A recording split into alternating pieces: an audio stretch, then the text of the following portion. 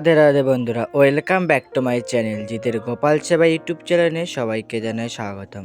আজ আপনাদের সঙ্গে শেয়ার করতে চলেছি প্রতি বুধবার শ্রী শ্রী সিদ্ধিদাতা গণেশের কিভাবে আমি পূজা করি সেই পদ্ধতি আজ আমি আপনাদের সঙ্গে শেয়ার করতে চলেছি।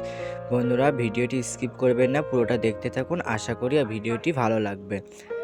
দেখো, আমি পুজো যে সমস্ত উপকরণ বাবার পুজোয় লাগবে আমি সেই সমস্ত উপকরণ একটি করে গুছিয়ে নিয়েছি। দেখেছো, একটু লাল চন্দন বেটে নিয়েছি, এক ঘটি জল, একটু মালা নিয়েছি, একটা মুকুট নিয়েছি। তারপর এখানে দেখছো আমি ঘি, মধু, অগরু, চন্দন, এই সমস্ত উপকরণ, কিছু লাল পুষ্প, সাদা পুষ্প, এই সমস্ত উপকরণ নিয়েছি। এবং বাবার পুজোয় যেটা অবশ্যই লাগবে সেটা হলো দুব্বা আর পান পাতা। এই সমস্ত উপকরণ ছাড়া বাবার পুজো অসম্পূর্ণ। এবং একটু পৈতা লাগবে। বন্ধুরা, আমার চ্যানেলটি সাবস্ক্রাইব করে আমার পাশে থাকুন এবং আমার বন্ধু হন। যারা আমার চ্যানেলটি আগে সাবস্ক্রাইব করেছে তাদের অসংখ্য ধন্যবাদ, এবং যারা আমার চ্যানেলে নতুন তারা চ্যানেলটি সাবস্ক্রাইব করে আমার বন্ধু হয়ে আমার পাশে থাকুন। পুজো শুরু করার আগে যেটা করতে হবে সেটা হলো আচমং। এই যে আচমং পাত্র থেকে আমি জল নিয়ে নিজেকে আচমং করে নিয়েছি। তারপর আমি বাবাকে এই আসনে স্থাপন করব। দেখতেই পাচ্ছ, এখানে আমি একটি জল চৌকি পেতে নিয়েছি, তারপর একটি ছোট্ট ফুলের আসন পেতে নিয়েছি। এখানে আমি বাবা সিদ্ধিদাতা গণেশের আমি স্থাপন করব। এই জন্য আমি একটু কিছু অখণ্ড আতপ চাল আমি এই আসনে নিবেদন করলাম। তারপর দেখো, এই যে আমার একটি স্টোনের গণেশ মূর্তি আছে, এটাতে আমি সারা বছর গণেশ পূজা করে থাকি। সেই গণেশ মূর্তি আমি এখানে বসিয়ে দিলাম। জয় শ্রী সিদ্ধিদাতা গণেশ, জয় শ্রী সিদ্ধিদাতা গণেশ, জয় শ্রী সিদ্ধিদাতা গণেশ। তারপর পুজোর যে সমস্ত উপকরণ আমি জোগাড় করেছি সেই সমস্ত উপকরণ একটু করে গঙ্গার জল ও একটু করে চন্দন আমি ছিটিয়ে পুজোর সমস্ত উপকরণ শুদ্ধিকরণ করে নেব। বন্ধুরা, প্রতি বুধবার শ্রী শ্রী সিদ্ধিদাতা গণেশের পূজা করা অতি শুভ। গণেশ হল সর্ব পাপ বিনাশকারী। গণেশের পুজো করা অতি শুভ বলে মানা হয়। শাস্ত্রে গণেশ পূজার অনেক মাহাত্ম্যও আছে। এই যে আমি গণেশের এই পাত্রে স্নানাভিষেক করব, এই জন্য একটি লাল চন্দন দিয়ে স্বস্তিক চিহ্ন এঁকে নিয়েছি। তারপর আমি দেখতে পাচ্ছ এক ঘটি গঙ্গার জল, তার মধ্যে আমি একটু লাল চন্দন, ঘি, মধু, অগরু, গোলাপ জল, এই সমস্ত উপকরণ আমি এই ঘটি গঙ্গার জলের মধ্যে দিয়ে নেব। তারপর আমি এই সুগন্ধি জল দ্বারা বাবাকে স্নানাভিষেক করাবো। এছাড়াও আপনারা প্রতি বুধবার বাবাকে পঞ্চামৃত দিয়েও অভিষেক করাতে পারেন।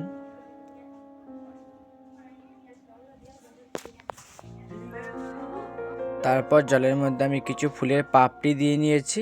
এরপর এই সুগন্ধি জল দ্বারা আমি শ্রী শ্রী সিদ্ধিদাতা গণেশকে স্নানাভিষেক করাবো।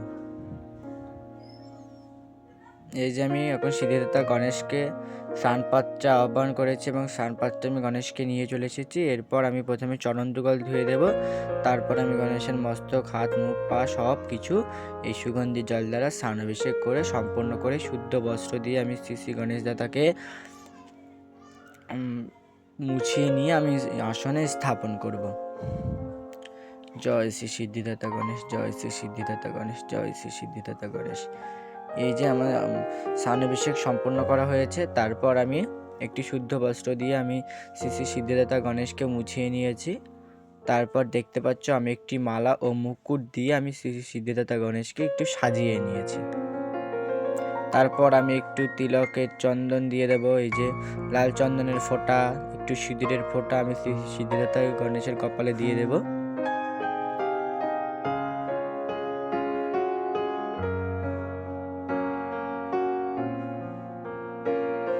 একটু লাল চন্দনের ফোঁটা এবং একটু সিঁদুরের ফোঁটা আমি গণেশের কপালে দিয়ে দিলাম।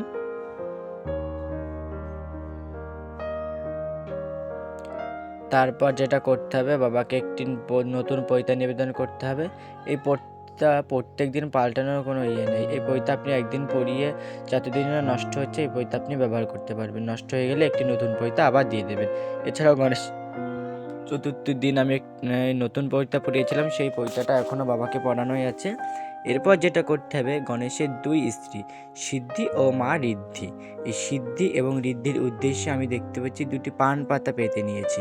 এই পান পাতায় একটি সুপারিতে আমি মা ঋদ্ধি ও আরেকটি সুপারিতে মা সিদ্ধির আহ্বান করব।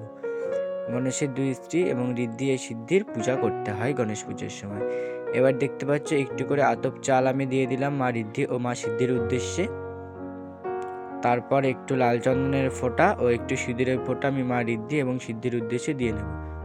জয় মা ঋদ্ধি, জয় মা সিদ্ধি।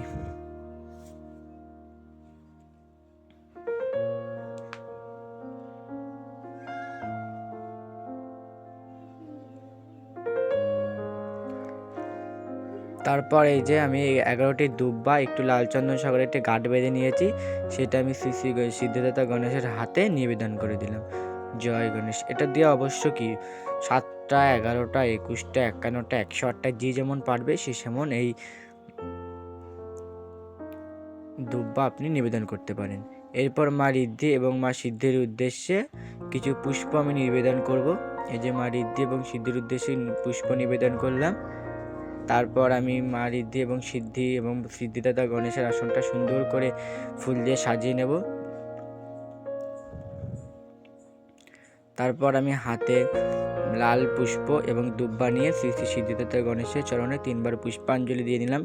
এসো সহচন্দনম গন্ধপুষ্পম বিল্লপত্র পুষ্পাঞ্জলি, ওম শ্রী শ্রী সিদ্ধিদাতা গণেশায় নমঃ। এই মন্ত্র বলে আমি গণেশের চরণে 3বার লাল পুষ্প এবং দুব্বা দিয়ে আমি পুষ্পাঞ্জলি দিয়ে নিলাম।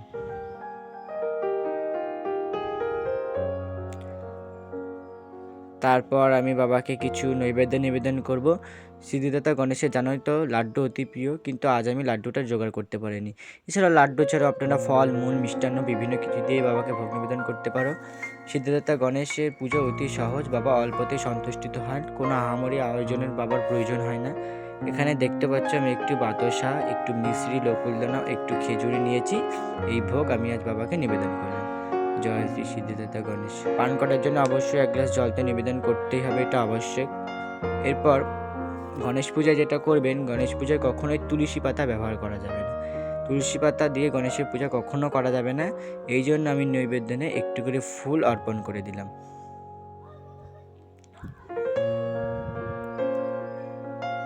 একটু করে ফুল অর্পণ করার পর আমি আরতি করে পুজো সম্পন্ন করবো। বন্ধুরা, ভিডিওটি কেমন লাগলো অবশ্যই জানাবেন।